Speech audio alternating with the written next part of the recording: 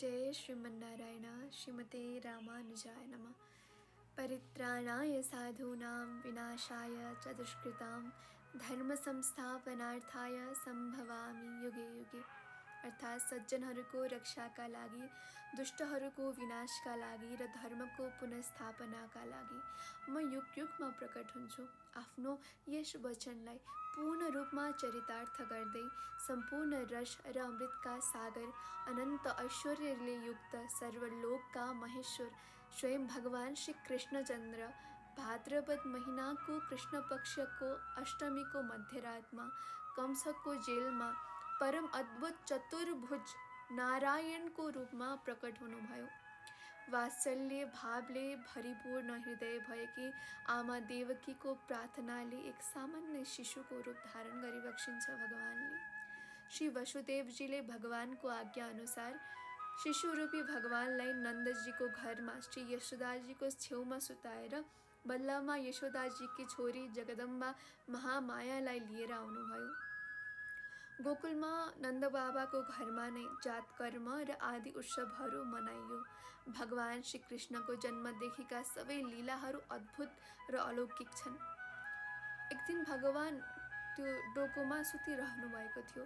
त्यस समयमा बालकहरूको संहार गर्ने र रगत पिउने पिचासिनीको प्राण भगवानले दुधसँगै चुसेर लिइदिनुहुन्छ। उहाँले सकटासुरको संहार गर्नुभयो, त्रेणावत, बकासुर र वत्सासुरको विनाश गर्नुभयो। सपरिवार धेनुकासुर र प्रलम्बासुरको लाई पनि मार्नुभयो। डढेलोले घेरिएका गोठालाहरूको रक्षा गर्नुभयो। कालिया नागको दमन गर्नुभयो। श्री नन्दबाबालाई अजगरबाट छुटाउनुभयो। यसपछि गोपिनीहरू भगवानलाई पतिका रूपमा प्राप्त गर्नका लागि व्रत गरे र भगवान श्री कृष्णचन्द्र प्रसन्न भएर उनीहरूलाई वरदान पनि दिनुभयो। भगवानले यज्ञपत्नीहरूलाई कृपा गर्नुभयो।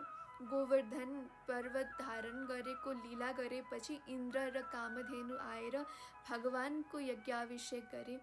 शरद ऋतुको रातमा ब्रजका स्त्रीहरूसँग सुन्दरीहरूसँग रास लीला गर्नुभयो। दुष्ट शङ्खचूर्ण, यक्ष, अरिष्ट र केशीको वध गर्नुभयो प्रभु श्री कृष्णचन्द्रले। त्यसपछि अक्रूरजी मथुराबाट वृन्दावन आउनुभयो र उहाँसँगै भगवान कृष्ण र बलरामजी पनि मथुराका लागि प्रस्थान गर्नुहुन्छ। श्री बलरामजी र श्याम सुन्दरले मथुरामा गएर त्यहाँको सजावट हेर्नुभयो।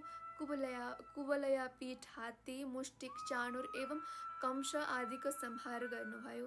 माता देवकी र पिता वासुदेवलाई जेलबाट मुक्त गराउनुभयो र राजा उग्रसेनलाई कारागारबाट मुक्त गराई राजसिंहासनमा बसाउनुभयो।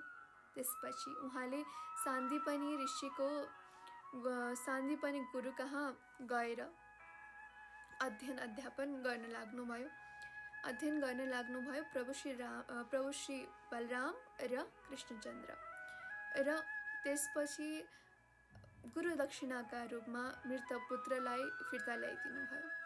जुन समयमा भगवान श्री कृष्णचन्द्र मथुरा बस्दै हुनुहुन्थ्यो त्यस समयमा उहाँले उद्धव र बलरामका साथमा यदुवंशीको सम्पूर्ण प्रकारबाट हित र भलाइ गर्नुभयो। जरासन्ध धेरै पटक ठुला सेनाहरू लिएर आयो र भगवानले उनीहरूलाई संहार गरेर पृथ्वीको ठुलो भार कम गर्नुभयो। कालिया वनलाई मुकुन्दद्वारा भस्म गराउनुभयो।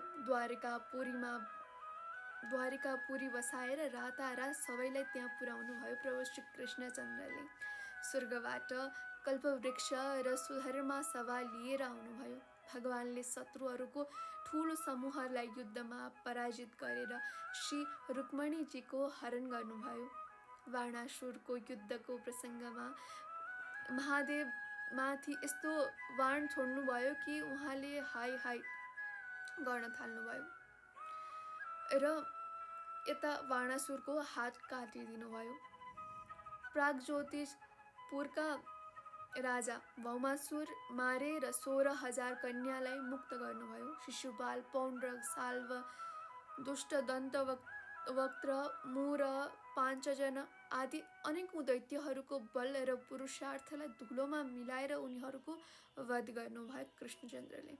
महाभारतको युद्धमा पाण्डवहरूलाई माध्यम बनाएर पृथ्वीको धेरै ठुलो भार उतार्नुभयो र अन्त्यमा ब्राह्मणहरूको श्रापको बहानामा उद्दण्ड बन्दै गरेको यदुवंशीको संहार गर्नुभयो।